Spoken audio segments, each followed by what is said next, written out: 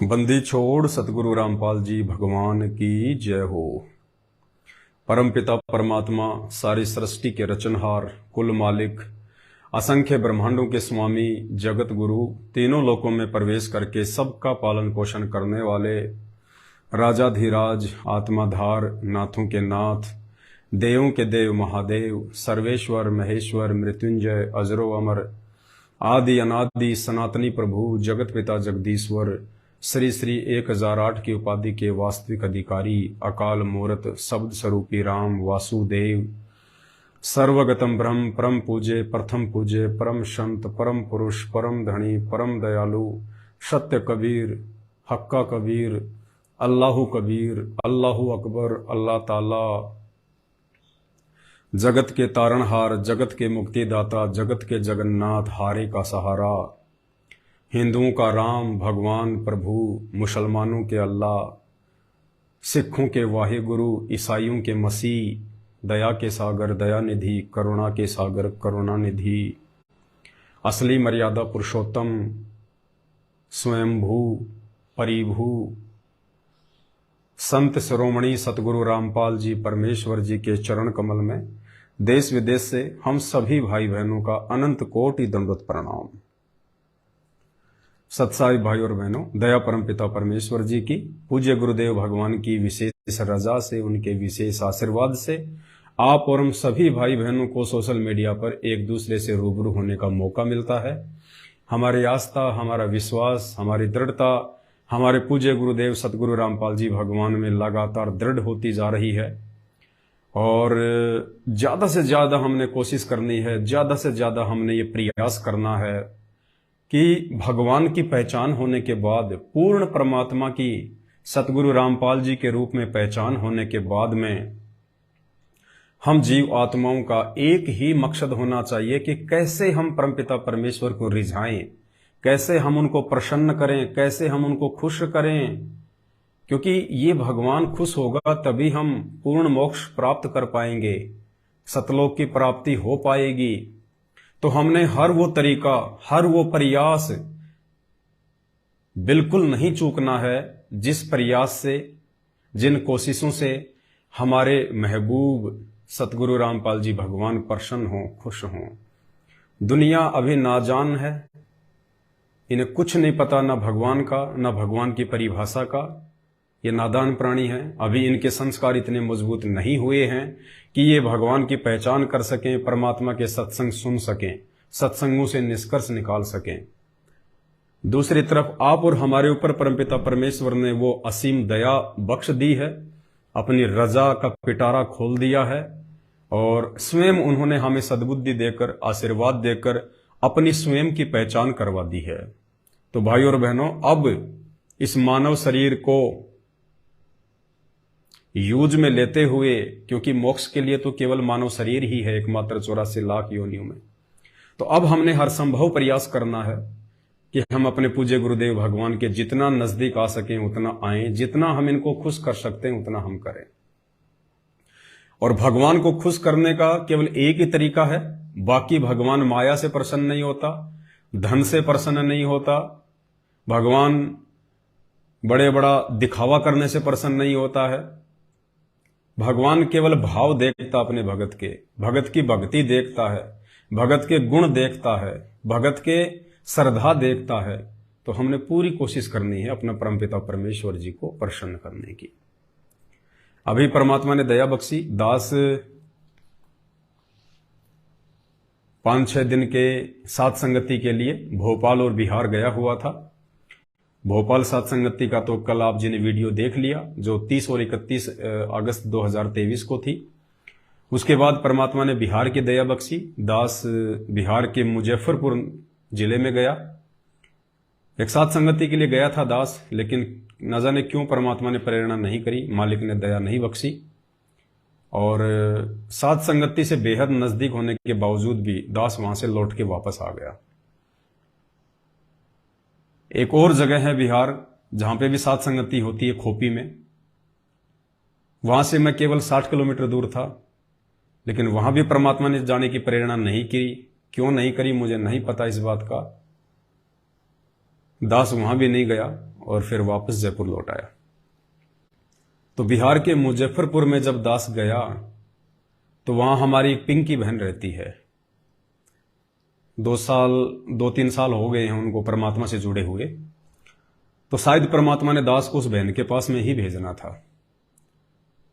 और बहुत कुछ मुझे सीखना था उस बहन से कि कैसे परमात्मा को प्रसन्न करें, कैसा एक भगत का भाव होना चाहिए, अपने गुरुदेव को हम किस प्रकार से लें और कैसे हम उनके नजदीक आने के लिए साफ सुथरे बने, अपने आप को शुद्ध करें हर प्रकार के गुण अवगुणों से, विकारों से। जब तक हम अपने आप को शुद्ध नहीं करेंगे हम परमात्मा के नजदीक नहीं जा सकते। तो बहुत कुछ मुझ पवन दास को अपनी पिंकी बहन से सीखने को मिला और उस बहन से मुलाकात करने के बाद में, देखो भक्ति मार्ग में कोई छोटा बड़ा नहीं होता है। आप मुझ पवन दास के लगातार 8 साल से वीडियो देख रहे हो, ऐसी ऐसी गूढ़ बातें, ऐसे ऐसे गूढ़ संकेत गुरुदेव के सत्संगों में छुपे हुए आप जी निमित्त मात्र मुझ दास के माध्यम से सुन रहे हो, देख रहे हो। तो आप भाई बहनों को यही लगता होगा कि भाई पवन दास बहुत अच्छा भगत है, पवन दास बहुत बड़ा भगत है, सब भक्तों को पवन दास के जैसा बनना चाहिए। जहां तक मेरी सोच है ज्यादातर भाई बहन यही सोचते होंगे, लेकिन ऐसा कुछ भी नहीं है, ऐसा कुछ नहीं है। हर रिकॉर्ड तोड़ने के लिए बनता है। कोई भी रिकॉर्ड अगर बनता है किसी भी क्षेत्र में, वो रिकॉर्ड हमेशा तोड़ने के लिए बनता है, वो फाइनल रिकॉर्ड नहीं होता है। हालांकि मैंने कभी भी अपने आप को एक अच्छा भगत नहीं समझा, नहीं माना, और हर वक्त मेरी ये कोशिश रहती है कि मैं साध संगति के माध्यम से, अपने भगत भाई बहनों के माध्यम से कुछ सीखूं भक्ति मार्ग की बातें, ताकि मैं परमात्मा के नजदीक पहुंचूं, परमात्मा मुझसे प्रेम करें, परमात्मा मुझे उस लायक बनाए जिससे कि मैं सतलोक की प्राप्ति कर सकूं, क्योंकि हमारा मुख्य मकसद तो सतलोक की प्राप्ति ही करना है। तो जब दास बहन के घर गया बिहार में, पिंकी बहन के, तो भाई और बहनों जो भाव भक्ति के प्रति, भगवान के प्रति, एक भगत के अंदर क्या गुण होने चाहिए, किन किन अवगुणों से उसको दूर होना चाहिए, भगत भाई बहनों के प्रति कैसा प्यार और प्रेम होना चाहिए, अपने गुरुदेव के प्रति कैसी श्रद्धा होनी चाहिए, इस दास ने उस आश्रम में जाके बहन के घर में और बहुत कुछ सीखा। और मुझे अंदर से यह फील हुआ कि पवन दास तू तो अभी उस बहन के नाखून के बराबर भी नहीं है, जो मात्र 2 साल से ही परमात्मा से जुड़ी है, मात्र 2 साल से। तो अभी उस बहन के नाखून के बराबर भी नहीं है। उस बहन के गुरुजी के प्रति भाव, श्रद्धा, भक्तों के प्रति सेवा भाव, हर प्रकार से 5 विकारों से दूर, उनके भगत जी के साथ उनका आपसी तालमेल, सामंजस्य, एक उनकी बेटी है, उस बेटी के भाव, और परमात्मा हर दूसरे तीसरे दिन उनको दर्शन देते हैं, साक्षात परमात्मा उनको दिखाई देते हैं। तो कुछ बातें जो मुझे उस बहन से सीखने को मिली वो मैं आपसे भी शेयर करना चाहूंगा, क्योंकि साध संगति भगवान ने इसीलिए रखवाई है कि एक ने कही दूजे ने मानी, कहे कबीर वो दोनों ज्ञानी। हम लोगों ने सीखना है, हम भगत नहीं हैं, हम भगत बनने का प्रयास कर रहे हैं। तो हमने कोशिश करनी है एक दूसरे के माध्यम से आगे बढ़ने की, कि कैसे हम परमात्मा के नजदीक पहुंचे। तो सबसे पहले तो हमें पहचान हुई भगवान कौन है, परमात्मा कौन है, परमेश्वर कौन है। और जिनको हम भगवान मान के पूजा करते थे, 33 करोड़ देवी देवताओं को, ब्रह्मा विष्णु महेश को, श्री राम श्री कृष्ण को, ईसा मसीह को, हजरत मोहम्मद को, या जितने भी पंथ और संप्रदायों में उन्होंने अपने अपने इष्ट और भगवान बना रखे हैं। तो सबसे पहले तो गुरुदेव भगवान ने हम पर एक विशेष मेहर करी, रजा करी। स्वयं परमात्मा होने के बावजूद भी इन्होंने एक गुरु की भूमिका की, आप और हमें सत्संग समझाए, ज्ञान समझाया, शास्त्रों से हमें भगवान निकाल के दे दिया और पहचान करवा दी कि बेटा शास्त्रों में जिस कबीर के विषय में महापुरुषों ने कलम तोड़ व्याख्या की हुई है, वो कबीर कोई और नहीं, साक्षात तुम्हारा गुरु है जो आज धरती पे आए हुए हैं, प्रकट हैं 8 सितंबर 1951 से। तो जैसे कि परमात्मा ने दास को निमित्त बना के और गुरुदेव भगवान को यानी स्वयं को भोग लगवाना शुरू किया ताकि मेरे भक्तों की आस्था और दृढ़ हो, उनका विश्वास और बढ़े, और जो भी उनके प्रारब्ध में कोई संकट हो, कोई कष्ट हो, या इन फ्यूचर भविष्य में उनके संस्कार में कोई दुख तकलीफ आनी हो तो परमात्मा उसको टाल सके। इसलिए परमात्मा पहले से अपनी विशेष आत्माओं के ऊपर मेहर करते हैं। जैसे मालिक को पता था कि द्रौपदी के भाग्य में एक ऐसा कुसंस्कार है जिसके चलते शादी होने के बाद उसकी साड़ी उतारी जाएगी, बीच सभा में उसको नंगा किया जाएगा, वो उसका संस्कार था। लेकिन वो अच्छी आत्मा थी, भगवान की प्यारी आत्मा थी, किसी न किसी जन्म में वो सतगुरु रामपाल जी भगवान की शरण में रही हुई थी। तो परमात्मा ने पहले ही आके एक अंधे महात्मा का रूप बना के और द्रौपदी से साड़ी का दान ले लिया। और हम सबको पता है आगे चल के कैसे सूक्ष्म रूप में उस कबीर परमात्मा सतगुरु रामपाल जी भगवान ने द्रौपदी का चीर बढ़ाया और महिमा हो गई श्री कृष्ण जी की। जबकि श्री कृष्ण जी उस समय जब द्रौपदी का चीर हरण किया जा रहा था, उन्हें तो पता भी नहीं था कि द्रौपदी के साथ क्या हो रहा है। वो तो अपनी पत्नी रुक्मणी के साथ में चौपड़ पासा खेल रहे थे, शतरंज खेल रहे थे, उन्हें तो कुछ पता भी नहीं था। तो ठीक इसी प्रकार भाई और बहनों, आप और हम कुछ विशेष और प्यारी आत्माओं के लिए परमात्मा ने यह रास्ता अपनाया है जो द्रौपदी के लिए अपनाया। मालिक हमसे भोग लगवा रहे हैं, मालिक हमसे अपना प्रकट दिवस मनवा रहे हैं, परमात्मा हर वो भक्ति की क्रिया हमसे करवा रहे हैं जिससे कि गुरुदेव भगवान प्रसन्न हो।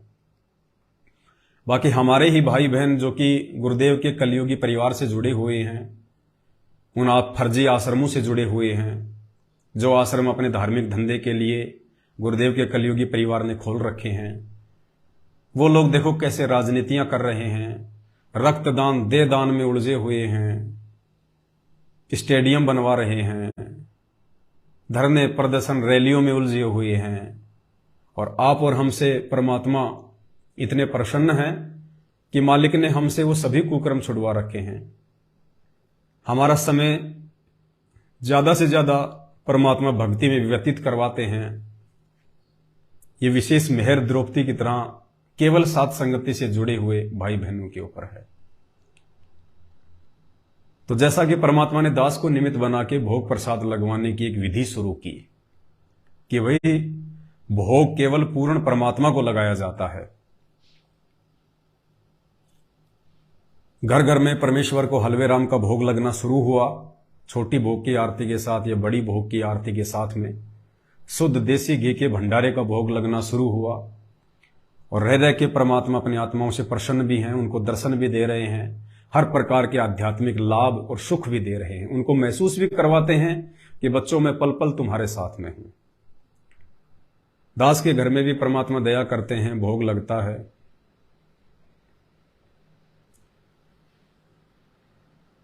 तो जब बिहार हम गए तो दास को अंदर से महसूस हुआ कि अभी भी काफी संख्या में भाई बहन केवल देखा देखी में भोग लगा रहे हैं। अभी उनके अंदर से वो भाव प्रकट नहीं हो पा रहे हैं। ठीक है, वो भी अच्छी बात है कि हम देखा देखी में भोग लगा रहे हैं, लेकिन जब तक हम उस क्रिया को अंतःकरण से नहीं करेंगे, एक विशेष जिम्मेदारी मानकर नहीं करेंगे, तब तक हमें उस भोग के लगाने का भी विशेष लाभ नहीं मिलेगा। तो बहन ने बताया कि एक समय मैं 1 या 2 दिन के लिए कहीं घर से बाहर चली गई थी, पीहर में गई थी या कहां गई थी, उससे पहले रोज गुरुदेव को सुबह शाम बहन भोग लगाया करती थी हलवे राम का। और 2-3 दिन के बाद जब बहन घर पे वापस आई और जब बहन रसोई में गई तो बहन ने बताया कि वहां पे परमपिता परमेश्वर सतगुरु रामपाल जी भगवान बैठे हुए थे।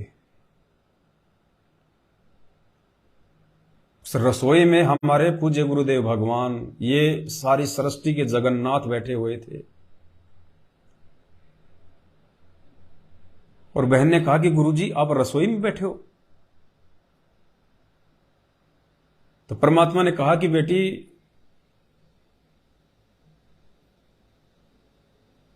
मैंने 2 दिन से खाना नहीं खाया, मैं 2 दिन से भूखा बैठा हूं बेटी, 2 दिन से मैंने खाना नहीं खाया।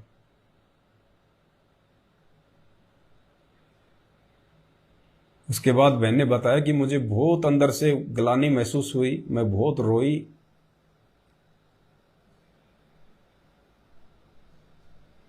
क्योंकि हम तो यही सोच रहे थे कि भाई चलो सुबह शाम फॉर्मेलिटी में गुरुजी को भोग लगा दिया, देखा देखी में गुरुजी को भोग लगा दिया। ये परमात्मा अपने भगत का भोग स्वीकार करने के लिए आता है सूक्ष्म रूप से, जैसे द्रौपदी का चीर बढ़ाया सूक्ष्म रूप से। और जब हम प्रार्थना करते हैं परमात्मा से भोग की थाल आगे रख के कि हे परमपिता परमेश्वर, सारी सृष्टि के रचनहार कबीर परमात्मा सतगुरु रामपाल जी भगवान, आप जी का भोग प्रसाद तैयार है, आप अपनी पवित्र रसना से इसे पवित्र करने की कृपा करें।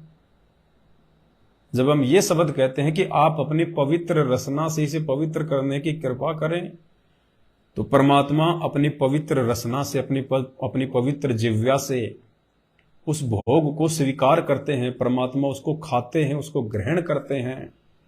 उसके बाद वो अमृत बनता है, वो प्रसाद बनता है। और उस प्रसाद को खाने से फिर हमारे गीता जी के अनुसार जन्म जन्मांतरों के पाप कर्मों का नाश होता है। वरना अगर भगवान भगत के भोग को स्वीकार ना करे, अपनी पवित्र रसना से उसे पवित्र ना करे, तो हमारे पाप कर्म हल्के नहीं हो सकते, हमारी श्रद्धा, हमारे भाव हमारे गुरुदेव में नहीं बन सकते। तो गुरुजी ने कहा कि बेटी मैं 2 दिन से भूखा हूं, तू कहां चली गई थी, मुझे खाना क्यों नहीं खिलाया।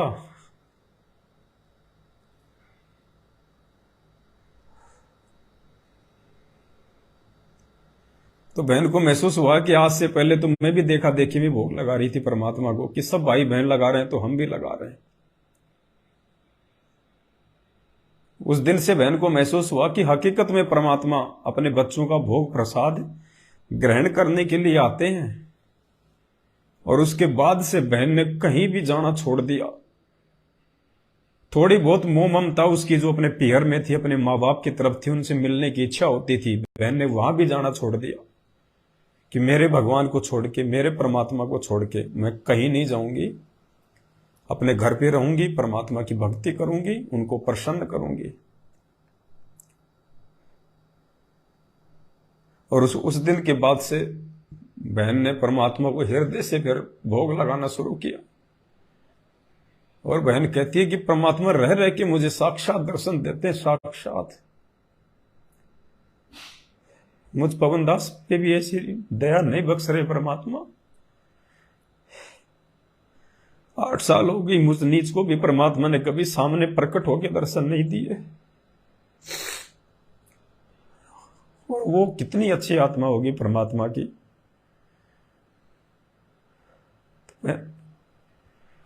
हमने कोशिश करना है उस बहन के जैसा बनने का, उस बहन के जैसे भाव अपने अंदर लाने का। हम देखा देखी में भोग लगा देते हैं, जल्दबाजी में भोग लगा देते हैं, समय पे भोग नहीं लगाते। ये फॉर्मेलिटी सी समझ रहे हैं कि बस सब भगत लगा रहे हैं, अपने भी लगा दो। गुरुजी थोड़ी आते हैं खाने के लिए, खाना तो हमने ही है। ये हमारी भूल है, क्योंकि ये परमात्मा है धरती पर। भाई और बहनों, जैसे हम अपनी छत पे और कबूतरों को हम कोई दाने डालना शुरू कर दें,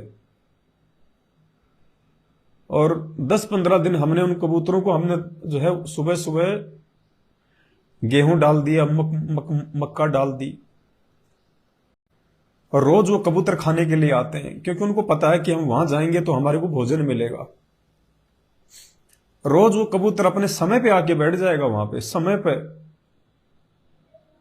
और यदि 2 दिन के लिए हम किसी रिश्तेदारी में चले जाएं, किसी काम से बाहर चले जाएं, और हम दाने ना डाल पाए उस दिन, लेकिन वो कबूतर तो अपने निश्चित समय पे आएगा, क्योंकि उस कबूतर को विश्वास है कि मुझे भोजन मिलेगा। और जब वो कबूतर वहां आके छत पे बैठता है, वो देखता है कि 1 घंटा बीत गया, 2 घंटे बीत गए। वो बेचारा भोला पक्षी होता है, वो इस उम्मीद में, इस आस पे बैठा रहता है कि मालिक आएगा, दाने डालेगा, मेरा पेट भरेगा। और वो पूरा दिन बेचारा इसी उम्मीद में भूखा बैठा रहता है वो पक्षी। और जब उसको दाना नहीं मिलता है तो वो दोष उस दाने डालने वाले को लगता है। तो इसी प्रकार पुण्यात्माओं, ये परमात्मा है, हालांकि ये समर्थ है, ये पूरी सृष्टि को खिला रहा है, ये हमारे भोजन का भूखा नहीं है। ये तीनों लोकों में प्रवेश करके सबका पालन पोषण करता है ये परमात्मा। ये सिर्फ हमारे भाव का भूखा है कि मेरे बच्चे खाली देखा देखी में भोग लगा रहे हैं, या कुछ अंदर से भाव भी हैं उनके। उस दिन के बाद से बहन ने बिल्कुल कहीं भी आना जाना मना कर दिया कि मैं कहीं नहीं जाऊंगी। मेरे परमात्मा से बढ़ के, मेरे गुरु से बढ़ के ना मेरे माँ बाप हैं, ना मेरे रिश्तेदार हैं। मेरा घर ही मेरा आश्रम है, और यदि मुझे कहीं जाना भी पड़ गया तो मेरे भगवान को भोग लगा के जाऊंगी, और शाम को वापस आके भोग लगाऊंगी। मेरे परमात्मा को खाना खिलाने के समय पे मैं वापस आऊंगी। तो एक तो हमने ये बहुत बड़ी सीख उस बहन से लेनी चाहिए कि हम देखा देखी में भोग ना लगाएं गुरुदेव को। ये परमात्मा है, और ये आता है भाई बहनों, आता है।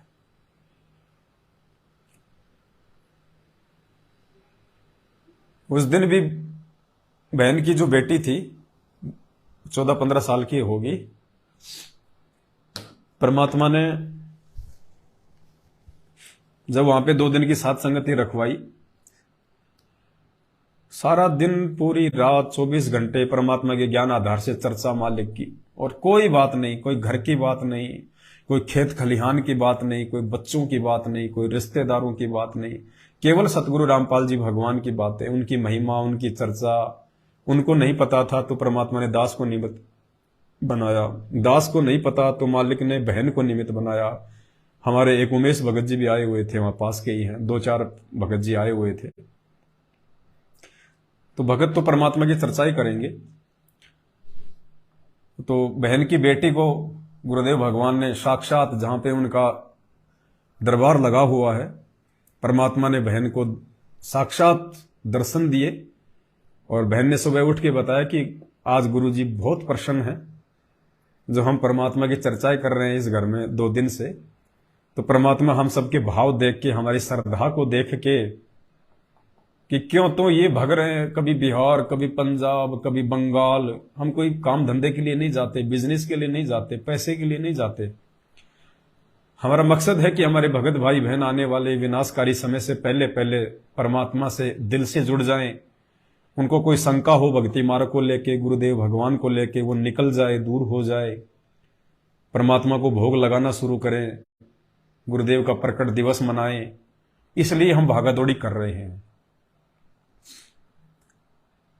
सुबह उस बहन को फिर परमात्मा ने दर्शन दिए, और दरबार में गुरुदेव भगवान बैठे हुए हैं, दरबार में गुरुदेव भगवान ने यूं हाथ करके बहन को, बिल्कुल जैसे मतलब प्रसन्न मुद्रा में, और परमात्मा ने अपनी इस मुद्रा में,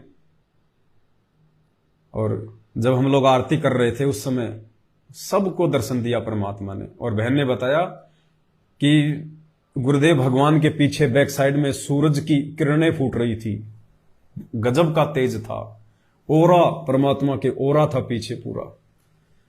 और परमात्मा हंस हंस के सबको, हाँ सॉरी हम नित्यनेम नहीं कर रहे थे, मतलब 4 या 5 बजे का समय था, सब लोग हम सो रहे थे उस समय।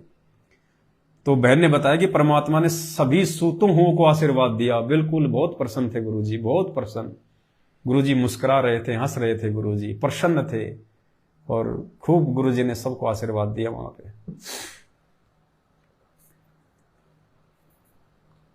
दूसरी बात, बहन ने जो परमात्मा का दरबार लगाया हुआ है अपने घर पे,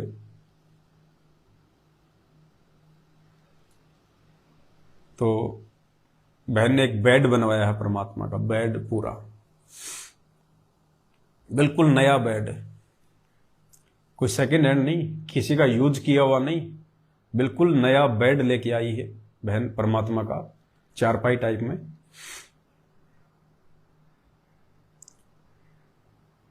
और बहन ने फिर हमें यह बताया कि भाई जब परमात्मा भोजन करने अपने भगत के घर पे आते हैं, हलवा प्रसाद ग्रहण करने परमात्मा भगत के घर पे आते हैं, यानी जब भगवान अपने भगत के घर पर ही भोजन लेने के लिए आते हैं तो भगवान सोएंगे कहां? भगवान विश्राम भी तो करेंगे। भाई हमारे घर पे कोई रिश्तेदार आता है तो खाना भी हमारे घर पे खाएगा और विश्राम भी हमारे घर पे ही करेगा। तो हमारी कोशिश होती है कि रिश्तेदार को हम अच्छी जगह पे सुलाएं, हम सोते हैं उससे भी अच्छी जगह पे सुलाएं। तो बहन ने कहा कि मुझे प्रेरणा हुई अंदर से कि जब गुरुजी भोजन करने के लिए घर पे आ रहे हैं अपने भक्तों के, तो विश्राम भी तो करेंगे परमात्मा। ऐसा थोड़ी कि खाना खाते ही भाई गुरुजी जो है वो चले जाएंगे, लेकिन गुरुजी विश्राम करेंगे कहां पे? तो ये प्रेरणा करके और बहन ने एक बेड बनवा रखा है परमात्मा के लिए, और उस बेड पे बहन ने परमात्मा के लिए नीचे एक बहुत अच्छा सा एक जो है गद्दा बिछा रखा है, उसके ऊपर सफेद एक चादर बिछा रखी है और एक तकिया लगा रखा है परमात्मा जी के लिए, गुरुदेव भगवान के लिए। ओढ़ने के लिए बहन ने एक हल्का सा एक कंबल रखा हुआ है और वहीं पे बहन ने परमात्मा का जो है वो दरबार लगा रखा है। और जब भी बहन को वो कपड़े साफ करने होते हैं जो परमात्मा के लिए उसने जो बिछा रखे होते हैं, जो चादर वगैरह होती है, तो देखो कितनी मतलब साध संगति में बैठने से, भगत भाई बहनों के बीच में बैठने से ही हमारे को सद्बुद्धि आएगी, जानकारी मिलेगी।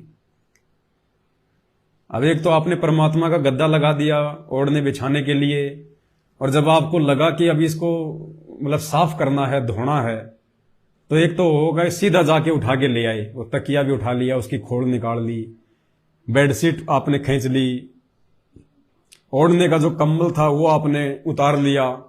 नहीं, बहन ने कहा कि पहले मैं यही गलती करती थी, मैं चादर को खींच लेती थी, अचानक से मैं तकिया उठा लेती थी और फिर उनको साफ करके वापस रख देती थी। फिर एक दिन मुझे परमात्मा ने प्रेरणा करी कि मुझे क्या पता कि परमात्मा इस वक्त बेड पर विश्राम कर रहे हैं या इस वक्त परमात्मा अपने किसी और भगत के घर पे या कहीं और परमेश्वर गए हुए हैं। मुझे क्या पता जिस समय मैं चादर खींच रही हूं, क्या पता मेरे गुरुदेव भगवान विश्राम कर रहे हों। तकिया मैंने उठा लिया, क्या पता मेरे गुरुजी लेटे हुए हों। तो ये तो अपमान हो गया। अरे रिश्तेदार 2 दिन से हमारे घर पे है और उसकी चादर यदि मैली हो गई, तकिया यदि चेंज करना है, तो हम उसके सिर से अचानक से खींचते नहीं है, हम वो चादर अचानक से खींचते नहीं है। ये उसका अपमान होता है, उसकी बेइज्जती होती है।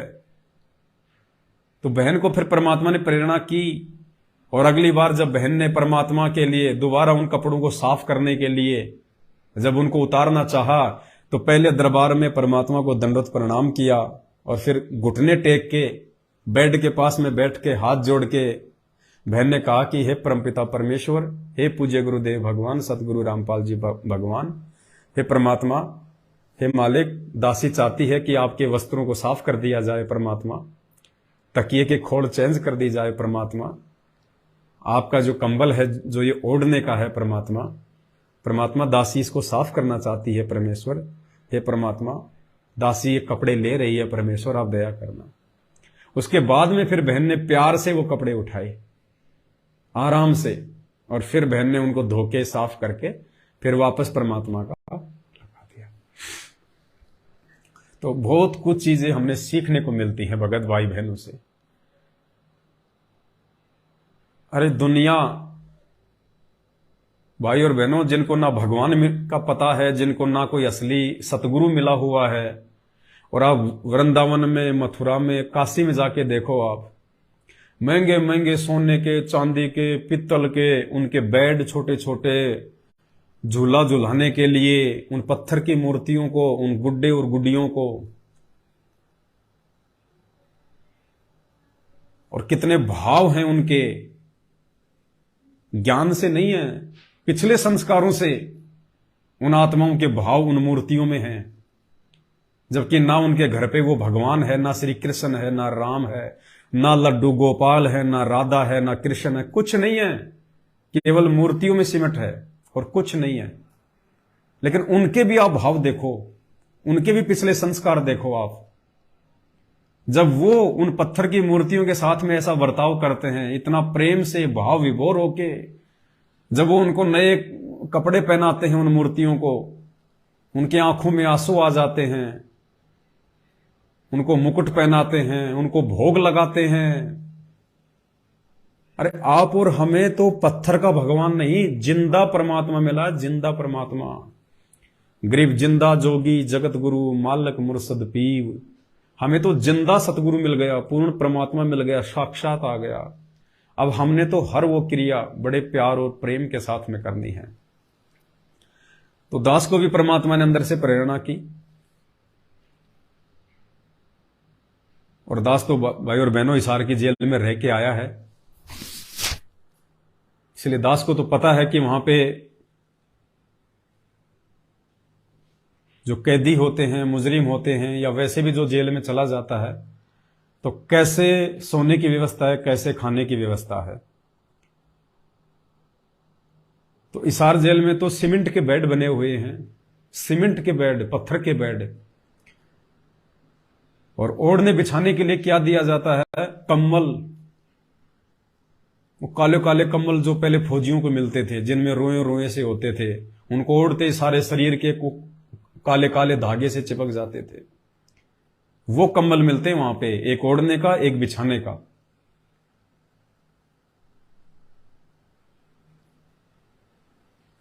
और दास के पास में कल हिमाचल से विजय भगत जी का फोन आया था, परसों, हिमाचल के कांगड़ा से विजय दास जी हैं। तो कल परसों उनको परमात्मा ने सौपन में बहुत कुछ बताया, मालिक ने, आगे की अपने जेल से बाहर आने की क्या प्रोसीजर है, और आने वाले दिनों में हम सत्सेवकों ने क्या करना है, क्या नहीं करना है। परमात्मा ने उस आत्मा पे दया बख्शी, बिल्कुल हकीकत, सपना नहीं था। उनकी बातें सुनते सुनते मुझे भी रोना आ गया। वो ऑडियो में नहीं डालूंगा संगत में, क्योंकि वो विशेष ऑडियो है, वो सपना नहीं था, वो हकीकत है। और परमात्मा ने अपने सत्सेवक बच्चों को आगे क्या क्या देना है, किस प्रकार से भक्ति मार्ग पे लगा के रखना है, कैसे परमात्मा दया करेंगे, कहां गुरु जी आएंगे, जेल से जब बाहर आएंगे तब कहां आएंगे, ये सारी बातें परमात्मा ने उन भगत जियों को निमित्त बना के दास तक पहुंचाई है। तो ऑडियो तो मैं सार्वजनिक नहीं करूंगा, बहुत विशेष ऑडियो है।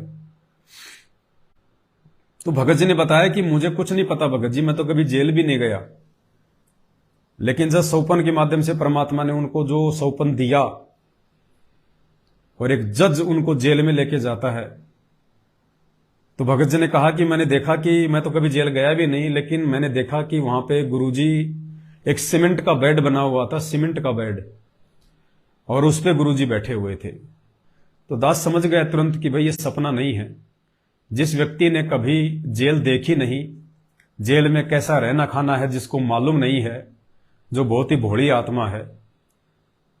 और वो कह रहा कि जब मैं जेल में गया तो गुरुजी एक छोटे से कमरे में, क्योंकि गुरुजी को स्पेशल सिक्योरिटी सेल में रखा हुआ है, अलग से मतलब चक्कियां होती हैं, एक होता है ब्लॉक, ब्लॉक में तो 100-200 लोग एक साथ रहते हैं, और एक जेल में बोलते हैं चक्कियां।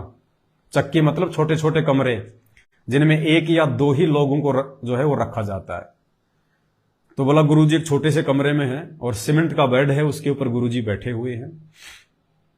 तो दास समझ गया कि भाई ये हकीकत है, ये सपना नहीं है, क्योंकि वहां सीमेंट के ही बेड है, दास जाके आया है। तो उस आधार से भी पुण्यात्माओं फिर दास को परमात्मा ने प्रेरणा की कि हम तो अपने घर पे देखो कैसे कैसे मतलब बेड पे सोते हैं, हालांकि दास तो बेड पे नहीं सोता है, परमात्मा ने दया बख्शी हुई है। पहले सोते थे, लेकिन एक बेड था वो भी परमात्मा ने अपने किसी भगत भाई बहन को दिलवा दिया कि भाई आप ले लो। और दास तो 400, 500, 500 रुपए के जो गद्दे आते हैं, जो टेंट हाउस में मिलते हैं, जो ब्याह शादी में जो भेजे जाते हैं, दास ने तो वो ला रखे हैं और उनको जमीन पे बिछा के अपना सहपरिवार अपना विश्राम करते हैं। तो फिर दास को भी परमात्मा ने प्रेरणा की कि हकीकत है कि गुरुदेव सीमेंट के बेड पर ही सोते हैं जेल में। तो अभी 8 सितंबर आ ही रहा है। पहले परमात्मा ने कपड़ों की दया बख्शी थी आप और हमारे ऊपर, मालिक ने सौपन में दर्शन देके, तो सभी भाई बहनों की सेवा के सहयोग से उसमें सबका सहयोग हो गया। जितने भी भगत भाई बहनों ने जो सहयोग जो किया हुआ है इन 8 वर्षों में, दास को जो भी सहयोग किया है आर्थिक रूप से, जिसने जितना सहयोग किया है उसी हिसाब से अब हम 8 सितंबर को परमपिता परमेश्वर सतगुरु रामपाल जी भगवान को जो वस्त्र हम जो भेंट करेंगे, जो परमात्मा ने सौपन में हमें आदेश दिया, तो सभी भाई बहनों ने मिलके परमात्मा जी के लिए एक कुर्ता पायजामा और एक पैंट शर्ट, एक टोवेल, 2 बनियान, इस प्रकार से परमात्मा ने पूरा सेट कपड़ों का जो है वो तैयार करवाया है। तो आज 6 तारीख है, अभी दास जाके जो है वो कपड़े ले आएगा, वो सिल गए होंगे। लाने के बाद उन कपड़ों को हम धोएंगे, पहले धोने के बाद में फिर उन पे आयरन करेंगे, उसके बाद में फिर 8 सितंबर को हम परमपिता परमेश्वर को भोग की आरती के बाद में हम परमात्मा को भेंट करेंगे। और मालिक ने फिर दास को यह भी प्रेरणा की उस बहन के माध्यम से कि गुरुदेव भगवान जेल में सीमेंट पर सो रहे हैं। हालांकि ये परमात्मा है, उन्हें कोई ऐसा सुख दुख का अनुभव नहीं होता है, क्योंकि वो शहंशाह है, वो राजा है। वो ऐसी लीलाएं परमात्मा केवल अपने बच्चों की भक्ति जगाने के लिए करते हैं। क्योंकि हम देखो, हम जीव हैं, हमारे अंदर 5 विकार हैं, ज्यादा नहीं तो थोड़े 5 विकार हमारे अंदर हैं। फिर उनकी 25 जो प्रकृतियां हैं वो भी हमारे अंदर हैं। हम भावों में भावित भी हो जाते हैं, जैसे बात करते करते आंसू आ गए, तो ये एक भाव है, ये एक उन 5 विकारों की एक प्रकृति है। उन विकारों को अब हमने भगवान की तरफ मोड़ना है। मन हमको बिगाड़ता है, लेकिन गुरुदेव ने क्या कहा कि मन को तुमने अपना मित्र बनाना है, फिर ये तुम्हारा भक्ति में सहयोग करेगा। तो इन 5 विकारों को और इनकी प्रकृतियों को हमने धीरे धीरे सांसारिकता से हटा के भक्ति मार्ग की तरफ अग्रसर करना है। तो परमात्मा भी हमारे भावों के अनुसार, यानी हम जीवों की सोच और विचार के अनुसार ही खेल खेलता है, वो लीला करता है परमात्मा। मालिक को पता है कि जीव है, ये सेंटिमेंटल भी होता है, ये भावों में भावित भी हो जाता है। हर प्रकार से परमात्मा ने जैसे रोचक, भयानक और यथार्थ 3 प्रकार की वाणियों के माध्यम से जीव को समझाया है। तो परमात्मा हमें भाव विभोर भी करते हैं अपने शब्दों से, अपने वचनों से। खुद सत्संगों में भी सतगुरु रामपाल जी भगवान कई बार अपनी आंखों से आंसू निकाल देते थे, भाव विभोर हो जाते थे, रोने लग जाते थे, क्योंकि मालिक को पता है कि कुछ बातें इनको इसी प्रकार से समझाई जो है वो जा सकती हैं। तो हालांकि वो तो परमात्मा है, सतलोक का राजा है, जिसने पूरी दुनिया को, राजा महाराजाओं को, देवी देवताओं को जिसने ये सुख दिए हुए हैं। ये मालिक की रजा से ही ये ब्रह्मा विष्णु महेश काल महाकाल सब सुख भोग रहे हैं। ये पूरी दुनिया के राजा लोग, मंत्री लोग सब सुख उस परमात्मा के आशीर्वाद से भोग रहे हैं। उनकी भक्ति के प्रतिफल में आज उनको वो मलाई खाने को मिल रही है। उनके पिछले जन्मों की भक्ति से आज वो राजा महाराजा बने हुए हैं। लेकिन फिर भी हम भक्ति मार्ग में हैं, हमने अपने गुरुदेव को हर प्रकार से महत्व देना होगा। तो मालिक को दास ने प्रेरणा की कि हम भी चूंकि परसों परमात्मा का प्रकट दिवस है, आज 6 तारीख है, 6 सितंबर है, तो आज सुबह ही परमात्मा ने दास के अंदर ऐसे भाव नित्य नियम के समय प्रकट किए कि क्योंकि दास के पास में भाई बहनों की सेवा होती है, तो दास के माध्यम से जो चीज होगी वो सभी भाई बहनों की सेवा लग जाती है उसमें। तो बहन का तो अपना पर्सनली मैटर था, जो भी परमात्मा के लिए बेड लेके आई, लेकिन यहां जब परमात्मा के लिए ऐसा बेड आएगा, कोई भी सामान यदि आता है तो वो सबकी सेवाओं में काउंट होता है, सबका उसमें हिस्सा हो जाता है, उसमें सबकी सेवा लग जाती है उसमें। और ये हकीकत भी है, जितने हम अपने परमात्मा के नजदीक जाएंगे उतना ही परमात्मा हमारे जो है वो नजदीक आएंगे। तो आज 6 सितंबर है, अभी दास परमात्मा को दंडवत प्रणाम करके उन्हीं की सत प्रेरणा से, उन्हीं का आदेश समझकर, और अभी एक अच्छा सा बेड जो है सभी भाई बहन मिलके हम परमात्मा की सेवा में लेके आएंगे, अच्छा बेड लाएंगे, क्योंकि भगवान है और इनको तो जितना समर्पित कर दिया जाए उतना थोड़ा है। तो दास देखेगा जितना भी आ जाए, क्योंकि भगवान है और मालिक कहते हैं तन मन धन सब तेरा, और तेरा तुझको अर्पण क्या लागे मेरा। हमें परमात्मा ने जो दे रखा सब कुछ उन्हीं का है, आपको जो भगवान ने दे रखा सब कुछ उन्हीं का है, गुरुदेव का है, हमारा कुछ नहीं है। और उनका यदि उनको पाई पाई भी समर्पित कर दी जाए तो भी थोड़ा है। तो कोई छोटा मोटा तो संत है नहीं, ये तो स्वयं साक्षात गोविंद हैं। गोविंद असली लड्डू गोपाल है, असली लड्डू गोपाल, असली झूले लाल, असली झूले लाल, ये है असली मर्यादा पुरुषोत्तम, असली वासुदेव। और इनकी जितनी सेवा हो जाए उतनी थोड़ी है। तो अभी दास परमात्मा को दंडवत करके बाजार में निकलेगा, और जैसे भी परमात्मा दया करेंगे सभी भाई बहनों की तरफ से ये दास परमात्मा के लिए बहुत मतलब ऐसा बेड लाएंगे परमात्मा के लिए कि हमारी औकात से बाहर, चाहे 1 लाख रुपए का बेड आए, हम परमात्मा जी के लिए बहुत मुलायम, मखमल, साफ सुथरा बिल्कुल एक बेड दास लेके आएगा। केवल परमेश्वर का ही होगा, परमेश्वर के लिए होगा। और जब तक परमात्मा बाहर आने की दया नहीं करते हैं तब तक वो बेड दास की झोपड़ी पे परमात्मा की सेवा में रहेगा। उसी प्रकार परमेश्वर के विश्राम के लिए तैयार किया जाएगा। और जैसे ही हमारे गुरुदेव भगवान आ जाएंगे, परमात्मा आ जाएंगे, जहां भी आएंगे, हम परमेश्वर की सेवा में उनके विश्राम के लिए वो चीज हाजिर कर देंगे। जो भी दास के पास में सुई से लेके हाथी तक जो भी सामग्री है सेवा के लिए, सारे की सारी परमेश्वर के चरणों में सप्रेम भेंट कर दी जाएगी। उसके बाद वो बेड हम परमपिता परमेश्वर जी को साक्षात उनके विश्राम के लिए समर्पित करेंगे, फिलहाल उनके सूक्ष्म विश्राम के लिए, और ताकि हम सभी भाई बहनों की सेवा लग जाए और परमात्मा हमसे खुश हो, हमसे प्रसन्न हो, तो परमात्मा दया बख्शेंगे। तीसरी बात, दास जब बिहार में गया हुआ था मुजफ्फरपुर में, तो खोपी पड़ता है पास में, खोपी को जिला है या शहर है मुझे नहीं पता, वहां पे हर महीने या हर 15 दिन में कोई सात संगति वगैरह होती है। काफी समय से वो दास को कह रहे थे भगत जी आप आओ, भगत जी आप आओ, लेकिन दास 6 साल से बिहार जा ही नहीं पा रहा था। अभी दास जैसे बिहार गया तो दास का ये था कि दास सभी से मिलके आएगा, लेकिन वहां जाने के बावजूद भी दास की वहां जाने की प्रेरणा नहीं हुई। पुण्यात्माओं, कहीं ना कहीं खोपी में जो सात संगति हो रही है वहां पे या तो ज्ञान आधार की कमी है या फिर मर्यादाओं में कोई त्रुटि है, वरना ऐसा हो ही नहीं सकता कि भाई दास वहां ना जाता। लेकिन दास नहीं जा पाया, चाहकर भी नहीं जा पाया, इच्छा ही नहीं बनी। और उसका जो कारण था वो भी दास को मालूम हो गया। फिर देखो, परमात्मा फिर महसूस भी करवा देते हैं।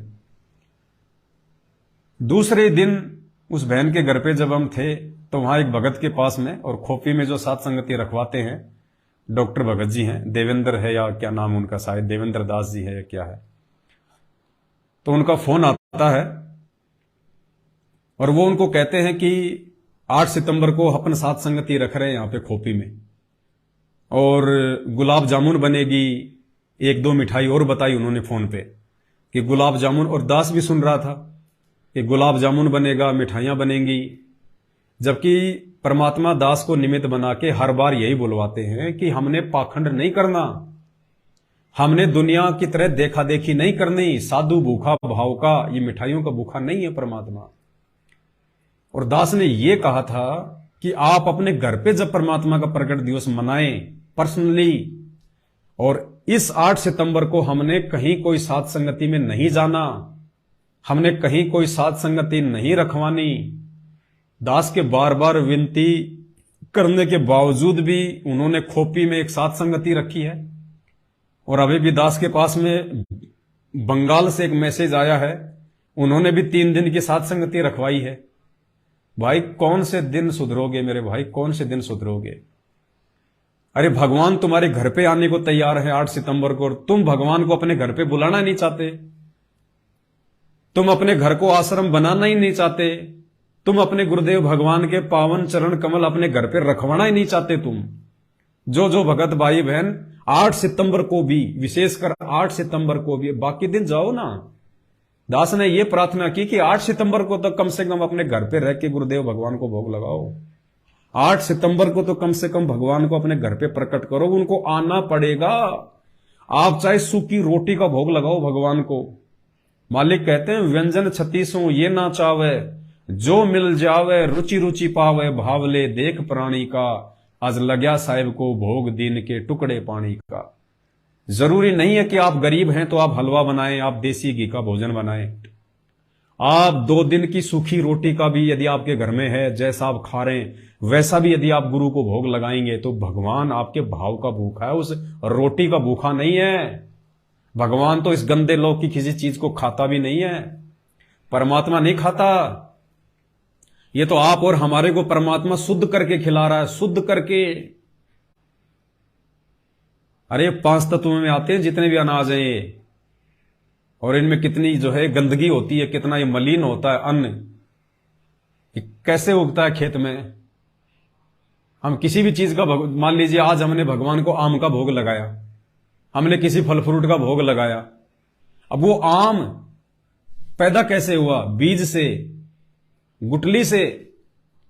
और जिस गुटली से वो आम पैदा हुआ जिसका आप भोग लगा रहे हो, जिस बीज से वो आम बना है जिसका आप भोग लगा रहे हो, वो आम आप कहां से लाए? मार्केट से। मार्केट में कहां से आता है? बाग से। और बाग में वो आम कैसे बना? बीज से, गुटली से।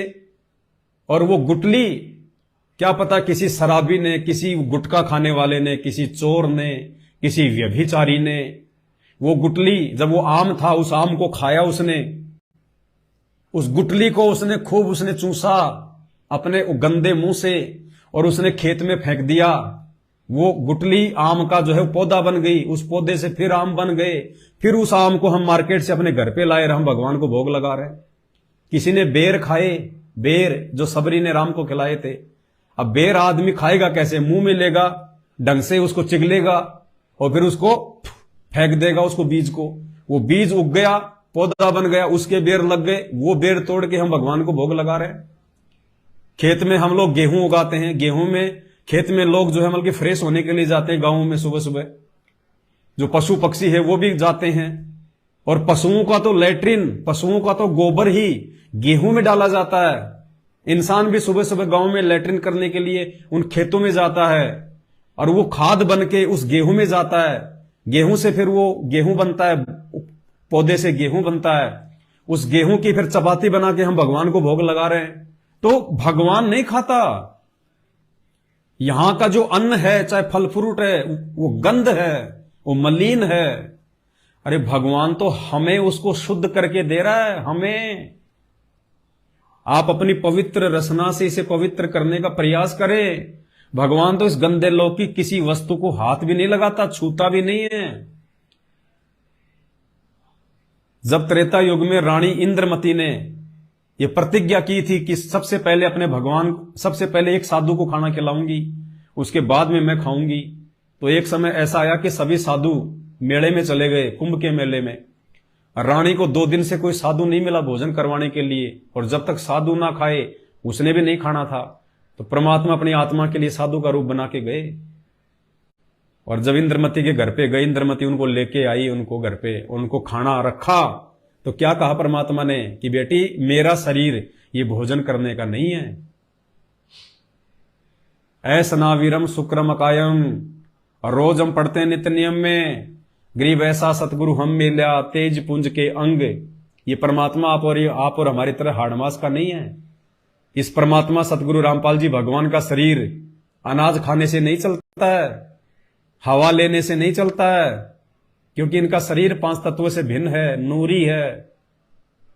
ये परमेश्वर तो हमारी जो है प्रार्थना पर, हमारी विनती पर कि गुरुदेव भोग लगाइए, उस गंदे अनाज को जिसमें त्रुटियां हैं, जो मलिन है, जो झूठा है, उस अन्न को परमात्मा सूक्ष्म रूप में जो है वो ग्रहण करके, यानी अपना आशीर्वाद देके आप और हमारे लिए परमात्मा उसको शुद्ध करते हैं। परमात्मा नहीं खाते, आप और हमारे लिए उसको ग्रहण करके परमात्मा जो है शुद्ध करते हैं। कैसे? जैसे कोई मंत्री, प्रधानमंत्री कहीं बाहर चला जाता है किसी रैली में, किसी मीटिंग में, तो लोग उसके स्वागत में फूलों के गुलदस्ते ले लेके आते हैं, मालाएं ले लेके आते हैं। तो प्रधानमंत्री क्या करता है? उन मालाओं को स्वीकार कर लेगा, प्रधानमंत्री वो गुलदस्ते फूल के भेंट कर लेगा, लेकिन वो अपने घर के लिए नहीं लेता, वो स्वयं के लिए नहीं होते, उसके घर पे तो ऑलरेडी है। वो तो केवल सामने वाले का मान रखने के लिए, वो जो इज्जत के साथ में, जो सम्मान के लिए उसके स्वागत में जो फूल माला और जो गुलदस्ते उस प्रधानमंत्री को दे रहा है, केवल उसका मान रखने के लिए, उसकी इज्जत रखने के लिए कि इसका ये दिल ना टूट जाए, वो प्रधानमंत्री एक हाथ से लेगा और पीछे देता रहेगा, लेता रहेगा, देता रहेगा, और वहीं पे फेंक दिए जाते हैं। वो अपने घर पे लेके नहीं आता प्रधानमंत्री। तो ठीक इस प्रकार ये पूर्ण परमात्मा, प्रधानमंत्रियों का प्रधानमंत्री सतगुरु रामपाल जी भगवान, उस अनाज को, उस अन्न को जो इस गंदे लोक का है, जो कितने जीवों की हत्या के बाद में जो है वो पैदा होता है, कितनी हत्या के बाद में हम उसमें यूरिया डालते हैं, नीचे कितने जीवाणु मर जाते हैं, हम जमीन की जुताई करते हैं, कितने जीवाणु उसमें जो है हल लग लग के मर जाते हैं, जब हम उसकी कटाई करते हैं कितने जीवाणु उसमें मरते हैं, उसमें यूरिया डाल देते हैं, उसमें कोई रोग ना लग जाए हम लोग उसमें पेस्टिसाइड का छिड़काव करते हैं, कीटनाशक दवाई का, कीटनाशक, कीट मानी जीव, बैक्टीरिया, जीवाणु, और नाशक मानी उनका नाश करने वाली दवाई, यानी उन जीवाणुओं को मारने वाली दवाई, उन कीट पतंगों को मारने वाली दवाई हम यूज करते हैं, कीटनाशक। तो भगवान उस हत्या के अनाज को खाएगा? जिस अनाज पे भगवान के बच्चों की, उनके, क्योंकि 84 लाख योनियां सब परमात्मा की आत्मा है, बताओ भगवान उस अनाज को खाएगा इस गंदे लोक में आके? वह अरे वो तो शब्द रूपी भोजन खाता है। परमात्मा अपने शब्द में कहते हैं ना, आज मोहे दर्शन दियो जी कबीर, अमृत भोजन म्हारे सतगुरु जी में, अमृत भोजन म्हारे सतगुरु जी में, अमृत भोजन म्हारे सतगुरु जी में, वो शब्द दूध की खीर, आज मोहे दर्शन दियो जी कबीर। वो तो शब्द दूध की खीर खाता है परमात्मा, शब्द रूपी आहार करता है परमात्मा। सतगुरु रामपाल जी भगवान का शरीर आप और हमारी तरह हाड़ मांस का नहीं है। दिखाई देते हैं, एक खिलौना, एक गुड़िया, वो दिखाई जरूर देते हैं हमारे को इंसान के जैसे, बच्चों के जैसे, लेकिन उनका हाड़ मांस नहीं होता उनमें। ऐसे ही ये परमात्मा है, ये तो अमृत भोजन खाता है। वो अनाज, वो भोग परमात्मा आप और हमारे को शुद्ध करके देता है, ताकि हमारे ऊपर पाप ना चढ़े और जो पहले वाले पाप हैं उनका सत्यानाश हो। तो दास विनती करेगा, 8 सितंबर के दिन कोई भी भाई बहन, विनती कर सकता हूं भाई, जबरदस्ती नहीं है, आदेश नहीं है, और ना दे सकता मैं आदेश, मैं तो कुत्ता हूं परमात्मा का, आप ही में से एक आपका भगत भाई हूं। मैं विनती कर सकता हूं, प्रार्थना कर सकता हूं परमात्मा के द्वारा की गई प्रेरणा के आधार से। मानना या ना मानना ये आपके ऊपर है भाई, चाहे खूब करो साथ संगति 8 सितंबर को, मुझे कोई प्रॉब्लम नहीं है। मैं तो केवल विनती कर सकता हूं कि 8 सितंबर को कहीं भी साथ संगति में ना जाएं। अगर किसी ने रखवाली है तो भी ना जाएं। और कोशिश करो, जिसके घर में संघर्ष है वो भी कोशिश करो, जिसके घर में भोग नहीं लगाने दिया जा रहा वो भी कोशिश करो उस दिन परमात्मा को जैसे तैसे करके लुक छुप के भोग लगाने का। फिर कौन से दिन संघर्ष करोगे? कौन से दिन संघर्ष के समय में संघर्ष नहीं करोगे? कौन से समय करोगे? बच्चा यदि पढ़ाई के समय में पढ़ाई नहीं करेगा तो क्या परीक्षा में पढ़ाई करेगा? तो भाई आज भी अगर आप भोग नहीं लगा पाए, इतना भी संघर्ष यदि आप अपने घर में नहीं कर पा रहे हैं, तो भाई फिर कौन से दिन करोगे? क्या दूसरों के जा जाके नित्य नियम करोगे? दूसरों के घर जा जाके भोग लगाओगे? दूसरों के घर जा जाके भक्ति करोगे? और संघर्ष करोगे तो परमात्मा साथ देगा, नहीं तो परमात्मा देगा भी नहीं साथ है, चाहे तुम कितना ही दूसरों के घर पे जा जाके भोग लगा लो। तो भले कैसे भी लगाओ, भले हलवा ना बने 8 सितंबर को, यदि आपके घर में आपका ज्यादा विरोध है तो। अरे आपको तो रोटी मिलती होंगी उस घर में खाने को, वो जैसी भी रोटी मिल रही है उन रोटियों का लुक छुप के, जैसे भी, चाहे बाथरूम में जाके नहाने के बहाने बाथरूम में जाके और चुप चुप धीरे धीरे होठ हिला के हल्के हल्के, और रोटी का टुकड़ा ही रख दो तुम, परमात्मा भाव देखेगा। वो रोटी का टुकड़ा रख के परमात्मा को समर्पित करके, और चाहे छोटी छोटी भोग की आरती के साथ में भोग लगा देना परमात्मा को, तब परमात्मा आएगा, तब दया करेगा। सुदामा श्री कृष्ण जी का कितना प्रिय मित्र भी था और उसका भगत भी था। श्री कृष्ण राजा, श्री कृष्ण और सुदामा भीख मांगता था। क्या श्री कृष्ण जी को नहीं पता था इस बात को? लेकिन एक नियम है यहां परमात्मा का कि देते को हरि देत है, जहां तहां से आण अण देवा मांगत फिरियो, फिर साहिब सुने ना कान।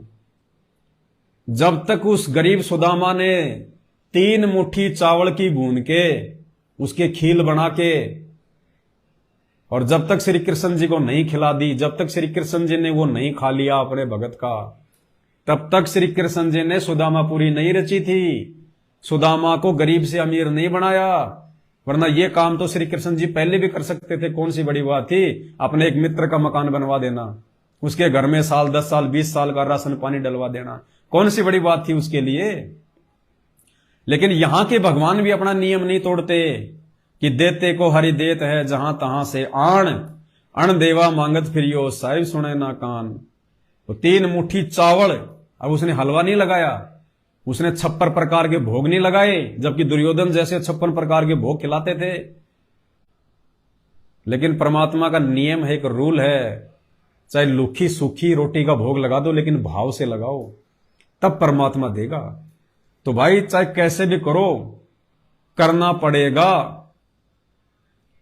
अपने घर पे रह के भोग लगाओ परमात्मा को, कहीं भटकने भरमने की जरूरत नहीं है। 8 सितंबर के दिन कहीं साथ संगति में जाने की जरूरत नहीं है।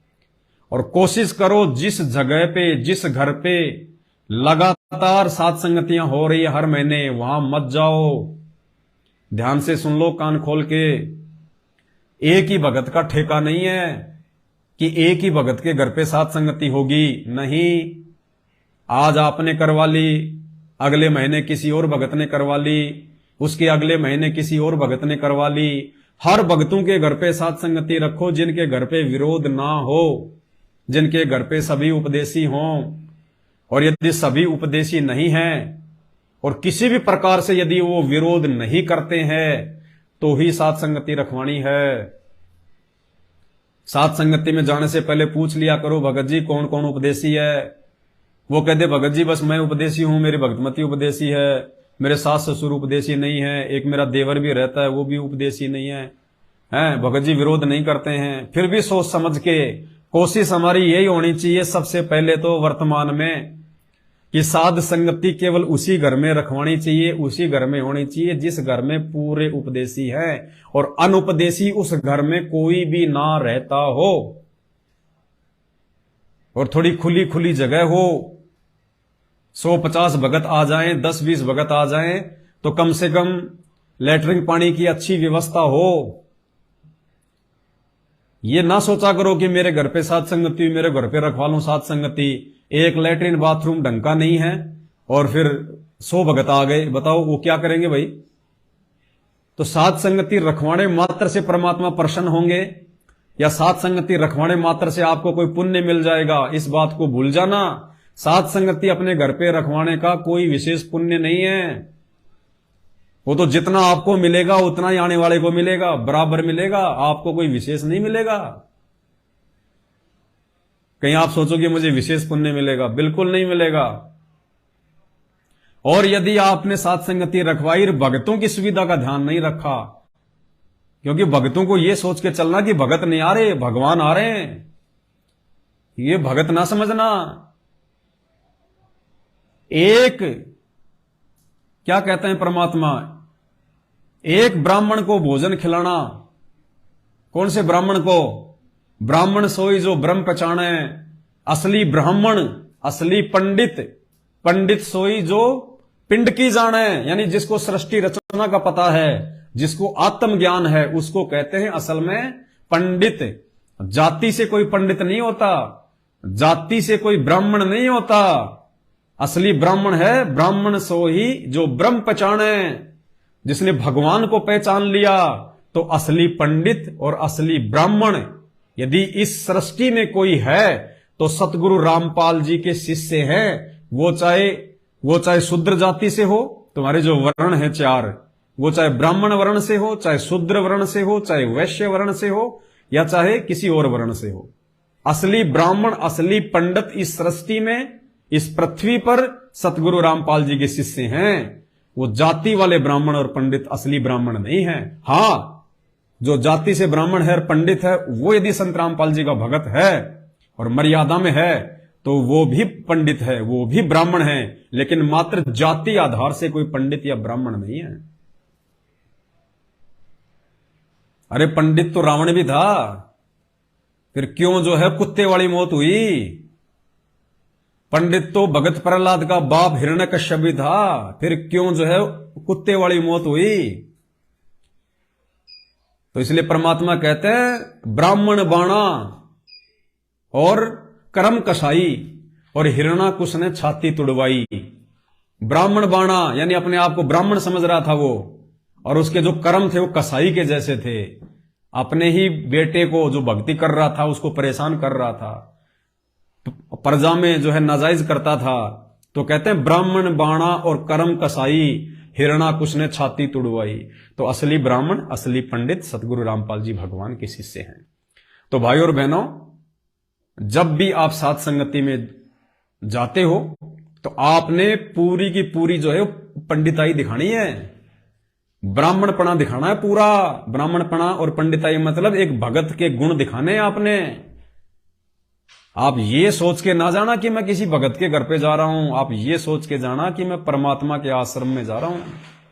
और जिसके घर पे साध संगति है वो ये ना सोचे कि कोई भगत आ रहा है, वो ये सोचे कि भगवान आ रहे हैं। भगवान अगर उनकी सेवा में, उनके सम्मान में, उनके आदर भाव में, उनकी सुविधाओं में और मेरे बोलने चलने में यदि किसी की आत्मा दुख गई, किसी का दिल दुख गया, तो ये ना सोचना कि मैंने एक भगत का जो है वो दिल दुखा दिया। नहीं, आपने भगवान का दिल दुखाया है, क्योंकि आपके घर पे कोई खाना खाने के लिए नहीं आ रहा, आपके घर पे कोई आपकी बिल्डिंग देखने के लिए नहीं आता, आपकी शानो शौकत देखने के लिए नहीं आते भगत।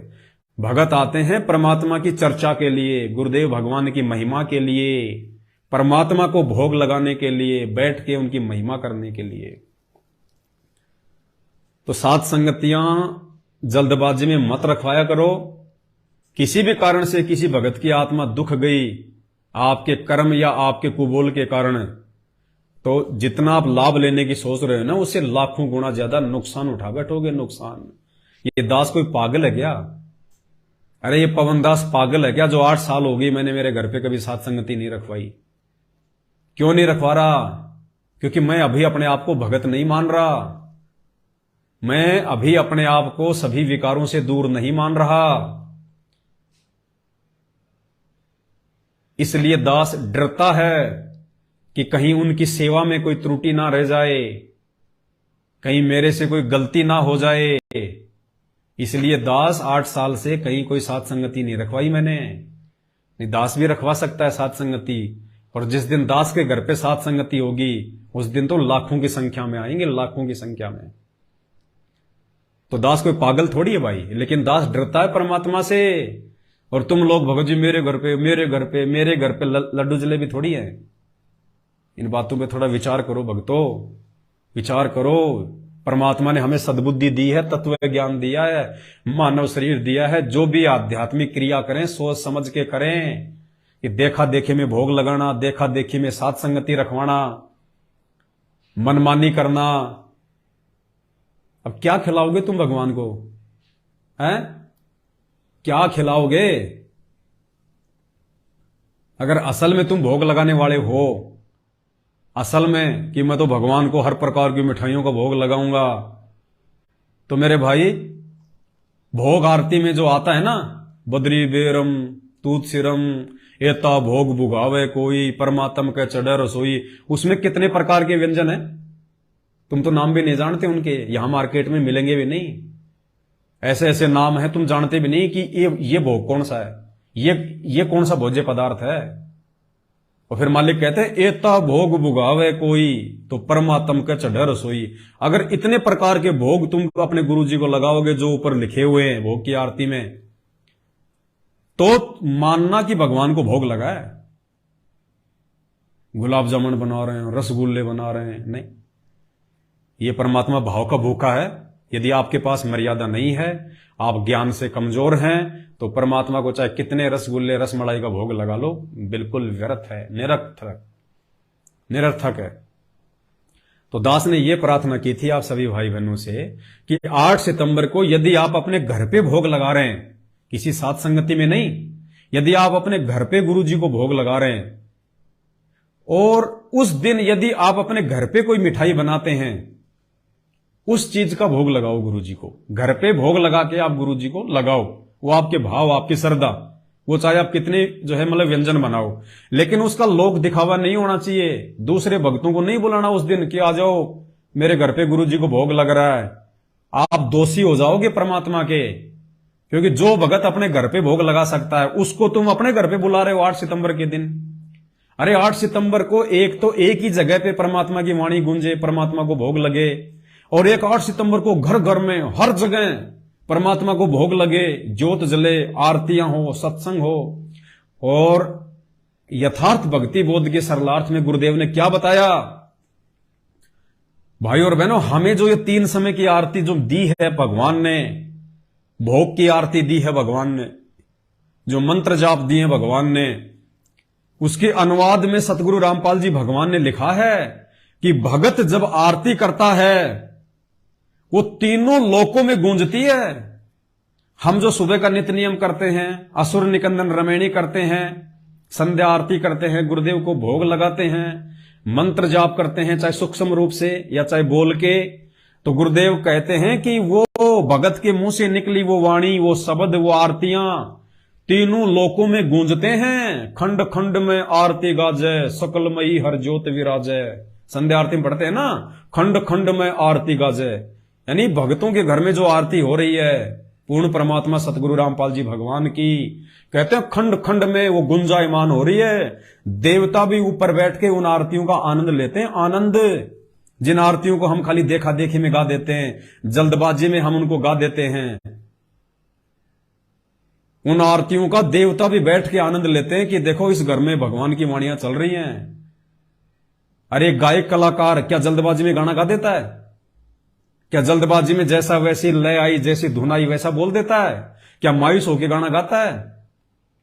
उस गायककार को इस बात का पता है कि मैं जो गाना गा रहा हूं ये भले ही मैं अकेला गा रहा हूं, लेकिन आने वाले दिनों में घर घर में, सिनेमा घरों में, हर किसी के मोबाइल में ये गाना गूंजेगा। और इस गाने में यदि कोई त्रुटि रह गई तो मेरी बेइज्जती हो जाएगी कि उसको ढंग से गाना भी नहीं आता, वो फिल्म जो है वो फेल हो जाएगी। तो भाई और बहनों, इसी प्रकार हम जो परमात्मा की आरती करते हैं, मंत्र करते हैं, उनकी हम जो महिमा करते हैं, हम सात संगतियों में उनकी चर्चा करते हैं, तीनों लोकों में ये आरतियां गूंज रही हैं, तीनों लोकों में। तो छोटी बात नहीं है, हमने विशेष श्रद्धा और भाव के साथ में इन आरतियों को करना है। तो 8 सितंबर को कहीं कोई सात संगति नहीं रखवानी है। 8 सितंबर के बाद में आप कहीं भी रखवाएं, आपकी मर्जी। और सात संगतियों के जो नियम है, जो मर्यादा है, वो दास आपको बीच बीच में बताता रहता है। जल्दबाजी में कोई भी डिसीजन ना लें, जल्दबाजी में कोई भी सात संगति ना करवाएं।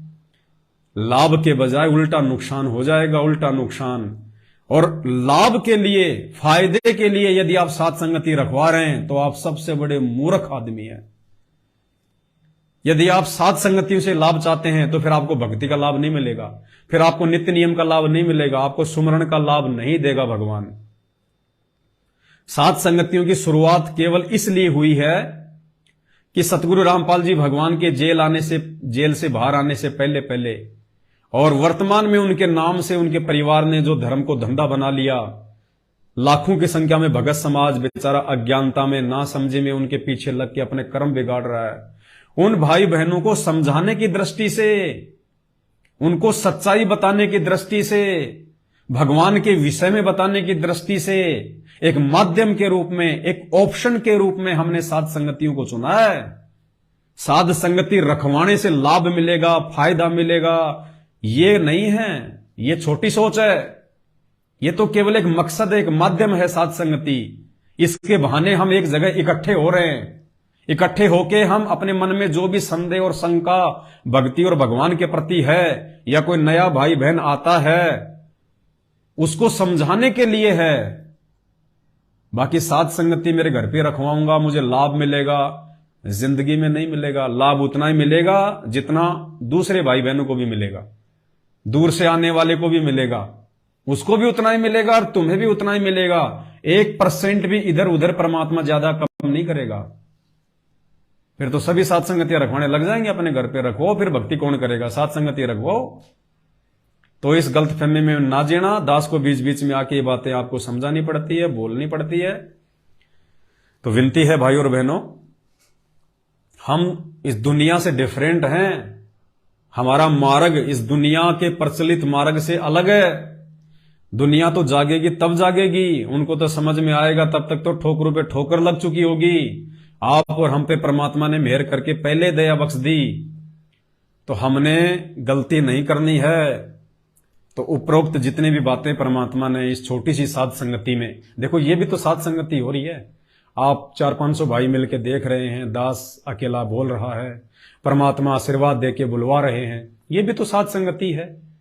ये भी तो परमात्मा की चर्चा कर रहे हैं हम साधु भाई बहन आपस में मिलके, संत भाई बहन आपस में मिलके हम भगवान की तो चर्चा कर रहे हैं। इसी को तो साध संगत कहते हैं। तो साध संगत चाहे दो भाई बहन मिलके आपस में परमात्मा की चर्चा करें, वो भी साध संगति है। अब दास गया तो था बिहार में साध संगति के लिए, जो कि सिवान में थी। परमात्मा ने प्रेरणा नहीं की, दास नहीं जा पाया और उस बहन के घर पे चला गया। 2 दिन वहां रहे, 1-2 भगत आ गए। नेपाल से हमारी मुन्ना बहन आई हुई थी, नेपाल से हमारे 4-5 बहन भाई और आए हुए थे। तो हम 8-10 भाई बहन हो गए थे। 2 दिन वहां रहे, दिन रात परमात्मा की चर्चा चली, दूसरी कोई चर्चा नहीं। तो वो भी तो साध संगति थी। साध संगति का मतलब ये नहीं कि भीड़ आएगी तो साध संगति होती है, नहीं। भीड़ का साध संगति से कोई लेना देना नहीं। 2 भगत भाई बहन मिलकर परमात्मा की चर्चा कर लें, वो भी साध संगति है। तो बस ये 2-4 बातें थी जो आप भाई बहनों को बतानी थी। और तीसरी सबसे जो इंपॉर्टेंट बात है, 8 सितंबर 2023 को जब परमपिता परमेश्वर जी को भोग लगेगा, तो कोशिश करना आप सभी भाई बहन, कोशिश कीजिएगा आप सभी भाई बहन 10 बजे तक परमात्मा को भोग लगा लें। 8 सितंबर को 10 बजे तक आप गुरुदेव भगवान को भोग लगा लें, कोशिश कीजिएगा। क्योंकि 11 बजे फिर दास लाइव आएगा, क्योंकि परमात्मा के लिए बेड भी लेके आना है, परमात्मा का दरबार भी बनेगा। मालिक के जो वस्त्र हैं वो भी परमेश्वर को भेंट किए जाएंगे, जो कि हम सब की तरफ से होगा। तो सभी भाई बहन फिर 11 बजे दास के इसी फेसबुक पेज पवन दास इस लाइव पर लाइव जुड़े, और उस दिन हम सब भाई बहन मिलके भी परमात्मा को भोग लग जाएगा। अपने अपने घर पे तो हम लगाएंगे, और जितने भी भाई बहन भोग लगाएं, आप कोशिश करें फेसबुक पर लाइव जरूर आए, लाइव वीडियो चला दें। अगर आपके वहां पे नेट कमजोर है तो पहले आप वीडियो बना लें मोबाइल से, उसके बाद में उसको लाइव चला दें, अपने फेसबुक पे डाल दें, यूट्यूब पे डाल दें। और जब आप वीडियो जब आप कोई भी वीडियो आप डालते हैं भाई और बहनों, कभी भी कोई भी वीडियो आप शंका समाधान की पुस्तक का लिंक जरूर डालें। नीचे ऊपर छोटा सा मैसेज लिख दें, जिस भी पॉइंट पे आप लाइव आते हैं या वीडियो बना रहे हैं, कोई भी वीडियो है, छोटा सा उसका नाम कि वीडियो जो है ये किस विषय को लेके है। और जस्ट नीचे दास ने अपने हर वीडियो में आप देखना ऊपर पेज पे उसमें लिख रखा है मर्यादा के लिए पढ़ें पुस्तक शंका समाधान, नीचे उसका लिंक है। तो आप भी छोटा सा ऊपर मैसेज, ज्यादा बड़ा नहीं, छोटा सा एक लाइन का, और नीचे फिर दास ने अपने इस वीडियो के ऊपर टाइटल में जो डाल रखा है कि मर्यादा के लिए पढ़ें पुस्तक शंका समाधान, उसको आप जी कॉपी करके उस लिंक को और उस छोटे से मैसेज को आप जी अपने हर वीडियो के ऊपर टाइटल में जरूर लगाएं, जरूर डालें। क्योंकि शंका समाधान की पुस्तक वैसे लाखों की संख्या में भगत भाई बहन जो है वो पढ़ चुके हैं, पढ़ रहे हैं। अब जैसे वीडियो है हम डालते हैं, हर वीडियो के ऊपर टाइटल है, लाखों लोग वीडियो देखते हैं, तो लाखों लोग लिंक को खोल के भी देखते हैं। और जो हमारे भगत भाई बहन होंगे वो उस पुस्तक को जरूर पढ़ेंगे। और हमारी कोशिश है कि सतलोक आश्रम मैनेजमेंट हरियाणा से जुड़े हुए भाई बहनों तक हमने ज्यादा से ज्यादा इस जो पुस्तक है शंका समाधान, इसको पहुंचाना है, उसका लिंक पहुंचाना है। जगत वालों को यह समझ में नहीं आएगी अभी। जगत वालों को तो पहले परमात्मा से जुड़ना पड़ेगा, उनके सत्संग सुनने पड़ेंगे, उसके बाद उनको समझ में आएगी ये पुस्तक। ये पुस्तक केवल भगत भाई बहनों के लिए है।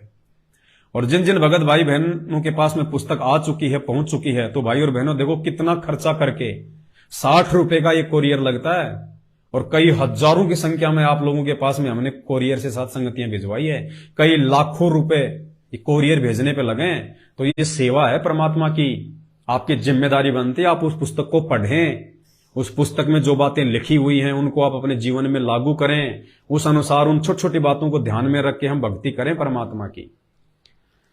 तो 11 बजे 8 सितंबर को दास जो है भोग की आरती के समय लाइव आएगा, लाइव परमात्मा को भोग लगेगा। तो आप जी 11 बजे जुड़ने का प्रयास करें, सभी भाई बहन मिलकर एक बार फिर से परमात्मा जी को भोग लगा लेंगे। और हमने तो भगवान प्रसन्न करना है जैसे तैसे, क्योंकि हमारा तो मकसद ही ये है, जिंदगी का दूसरा कोई मकसद है नहीं। पेट पालन तक रोजी रोटी, और उसके बाद सिर्फ भगवान और कोई नहीं। तो जितनी भी बातें परमात्मा ने इस वीडियो में ज्ञान आधार से बुलवाई हैं, प्रार्थना करूंगा थोड़ा उन पे विचार करना, अमल करने का प्रयास करना। दास भी अमल करने का जो है पूरा प्रयास करता है, दास भी विचार करता है। मुझे भी सद्बुद्धि, मुझे भी नई नई बातों की जानकारी साध संगति से मिलती है। आप जैसे भाई बहनों के पास में जब मैं जाता हूं, मैं उनके पास में बैठता हूं, परमात्मा की कोई चर्चा होती है, तो बहुत सारी बातों का हमारे को मालूम पड़ता है। ये सारे विचार मेरे नहीं होते जो आप वीडियो के माध्यम से सुनते हो। आप जैसे भाई बहनों से जब बातचीत होती है तो परमात्मा उनको प्रेरणा कर देते हैं, किसी चीज के लिए मुझे प्रेरणा करते हैं, और प्रेरणा परमात्मा उसी को करेंगे जो मर्यादा में होगा।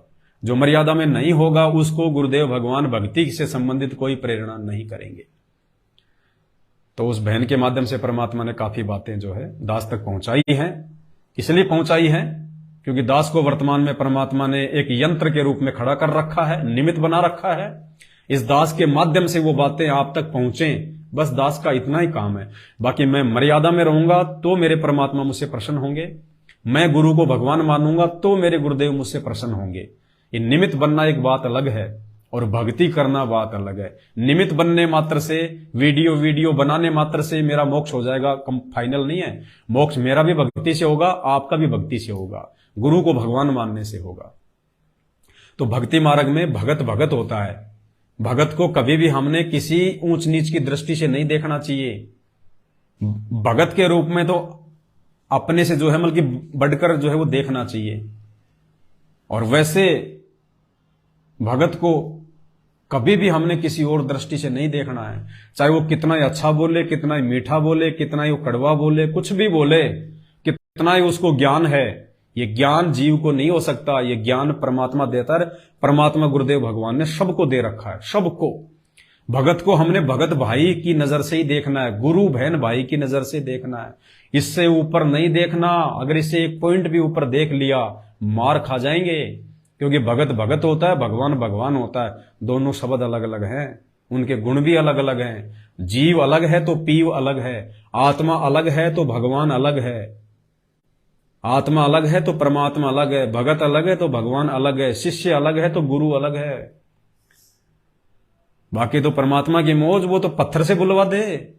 अरे 650 साल पहले पंडितों के भंडारे में, तोताद्री नगर में, काशी में, परमात्मा ने भैंसे के ऊपर हाथ रख के उसे वेद मंत्र बुलवा दिए। बताओ, जानवर कभी इंसान की भाषा बोल सकता है क्या इस कलयुग में? सतयुग में तो बोलते थे, परमात्मा ने बताया कि शुरुआत में। लेकिन इस घोर कलयुग में कोई जानवर इंसान की भाषा बोल सकता है क्या? लेकिन कबीर साहिब सतगुरु रामपाल जी भगवान ने बुलवा दिया अपना आशीर्वाद देके। ये समर्थ है, ये किसी से भी अपना काम निकलवा सकता है। अब बोलिए, अब भैंसे ने वेद मंत्र बोले तो क्या भैंसे को कोई पूजता है? किसी ने भैंसे को पूजा आज तक? किसी ने भी? आपका भी कभी दिमाग में आया कि उस भैंसाराम की हमारे को जो है वो पूजा करनी चाहिए? नहीं आता ना। इसी प्रकार परमात्मा किसी भी भगत को आशीर्वाद देके अपना कोई भी काम करवा सकता है, लेकिन वो भगत भगत ही होता है और भगवान भगवान ही होता है। लेकिन इतना जरूर हो जाता है कि परमात्मा उसको थोड़ा विशेष ऊपर उठा देते हैं। अब उस भैंसाराम की हम लोग पूजा तो नहीं करते, लेकिन कई बार जैसे गुरुदेव ने आश्रम में वो चित्र बना रखे हैं जोटे को आशीर्वाद देते हुए, वो चित्र जरूर आपको जो है वो घरों में मिल जाएगा। अब बताओ, भैंसे का कोई चित्र लगाता अपने घर में? लेकिन भगवान ने आशीर्वाद दिया तो भैंसे का चित्र भी लग गया घर में। मतलब भगवान के आशीर्वाद मात्र का इतना लाभ एक जानवर को भी अपने घर पे दीवारों पे लोगों ने लगा दिया। लेकिन उस जानवर में आस्था नहीं है, हमने केवल इसलिए लगा रखा कि भगवान ने देखो कैसे एक जानवर को आशीर्वाद देके अपना काम करवाया। तो ठीक इसी प्रकार भाई और बहनों, दास तो एक जानवर है, जानवर। हम सब जानवर ही हैं। हम भी तो 84 लाख योनियों में एक योनि है, मानव योनि। ये कोई 84 लाख से कोई भिन्न थोड़ी है, 84 लाख में काउंट होती है।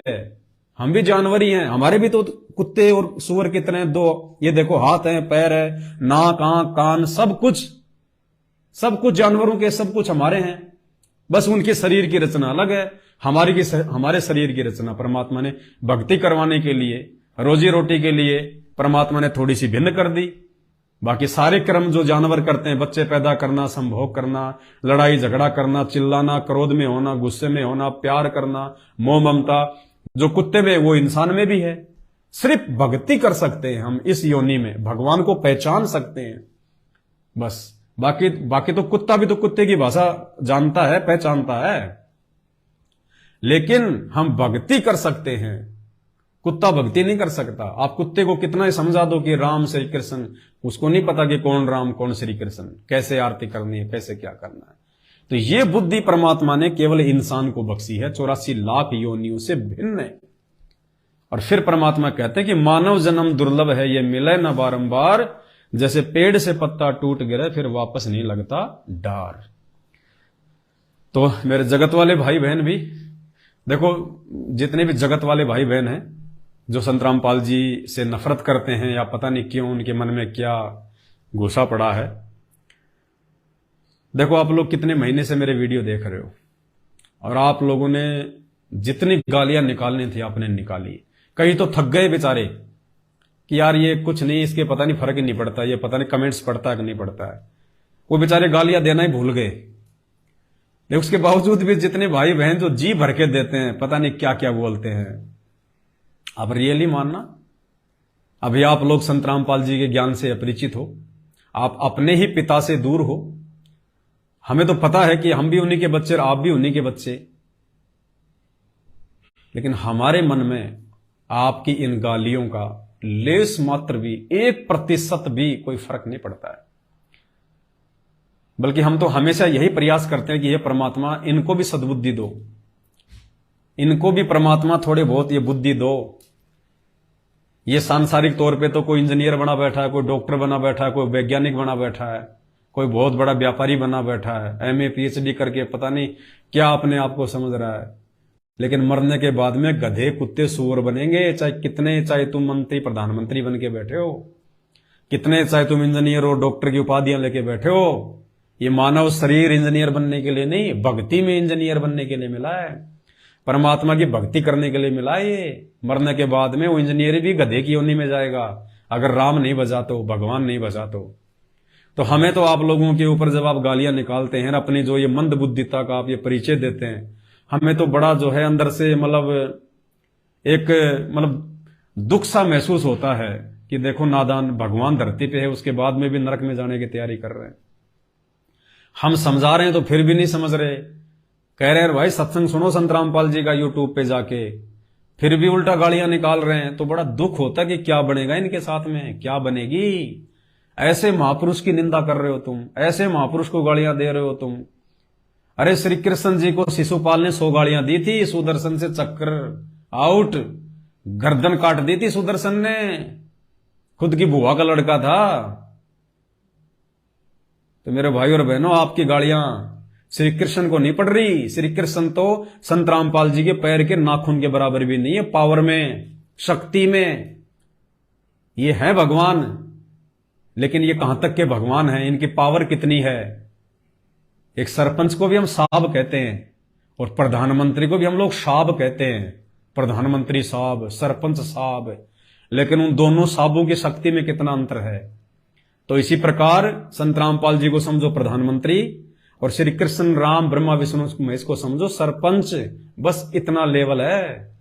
इस बात का पता जब चलेगा जब आप इनके सत्संग सुनोगे, सृष्टि रचना सुनोगे। अभी भूल में बैठे हो आप लोग। तो विनती करूंगा आप लोग भी गुरुदेव भगवान के सत्संग सुनना शुरू करो, गुरुदेव भगवान से अरदास किया करो, प्रार्थना करो हाथ जोड़ के कि हे पूज्य गुरुदेव भगवान सद्बुद्धि दो मालिक, हम भी आपके भक्तों के जैसा बने, हमें भी सोचने समझने की जो है थोड़ा बहुत ये ताकत पैदा हो। तो आप लोग तो बीमार हो अभी आध्यात्मिक तौर पे भाई, बीमार। जिस दिन आपकी आंखें खुलेंगे ना, उस दिन बहुत पछताओगे फिर आप कि परमात्मा के आपको जितनी गाली हमने दे दी है, हम कैसे वो पाप कर्म धोएंगे। क्योंकि देखो पाप उतरेगा भक्ति से, और जिसके पाप जितने थोड़े होते हैं जल्दी में लट जाता है। तो इसलिए हम मना करते हैं कि आज तुम जो गालियां निकाल रहे हो, कल को उनकी शरण में आ भी गए तो भगवान तुम्हें माफ तो कर देगा, शरण में तो ले लेगा, लेकिन जो पाप कर्मों का पारा जो तुम चढ़ा रहे हो ना, ये तो तुमने खुद ही उतारना पड़ेगा। इसलिए दास विनती करता है कि इस प्रकार के शब्द बोल के किसी भी संत महात्मा के प्रति और अपने पाप कर्मों को ज्यादा ना बढ़ाओ, जहां है वहीं रख लो, ताकि जब भी भक्ति शुरू करोगे तो वहीं से मैल साफ होना शुरू हो जाएगा। वरना ये मैल तो भाई चढ़ता जाएगा। और कहते हैं तेल हमेशा तिलों में से निकलता है, सूखी लकड़ी में तेल नहीं निकलता। तो तुम्हारी खुद की भक्ति से ही फिर तुम्हारे को ये पाप कर्म साफ करने पड़ेंगे, बहुत जोर लगेगा। और फिर तुम कहोगे मैं तो भक्ति भी कर रहा हूं फिर भी कोई लाभ नहीं मिल रहा, भक्ति कर रहा हूं फिर भी कोई विशेष लाभ नहीं है। अरे विशेष लाभ मिलेगा कहां से, पहले तुमने इतने खड्डे खोद रखे हैं, वो खड्डे भी तो भगवान ने तुम्हारी भक्ति से ही बंद करने हैं। इसलिए भाई बहन आगे पाप कर्म ना बढ़ाओ, यही स्थिर हो जाओ, वरना ये खड्डे तुमने खुद ही भरने पड़ेंगे आने वाले दिनों में। उस समय फिर माथा पकड़ के रोने के अलावा दूसरा कोई चारा नहीं होगा। इसलिए हम आप लोगों को कुछ नहीं बोलते, आप इतनी गालियां निकालते हो, शायद इतनी गालियां तो दुनिया में किसी को नहीं पड़ी होंगी, दुनिया में किसी को जितनी गालियां 5-6 महीने में तुम लोगों ने मुझे और मेरे गुरुदेव भगवान को निकाल दी है। तो ये खड्डे खुद बंद करने पड़ेंगे फिर, और बड़ा जोर आएगा उस समय। तो ठीक है भगत भाई बहनों, दया परमपिता परमेश्वर की। दास अभी मार्केट में जाएगा परमपिता परमेश्वर के लिए जो है विश्राम के लिए और बेड, जैसा भी परमात्मा प्रेरणा करेंगे। फिर 8 सितंबर को सभी भाई बहनों के साथ में लाइव आके सबके सामने होगा। बंदी छोड़ सतगुरु रामपाल जी भगवान की जय हो।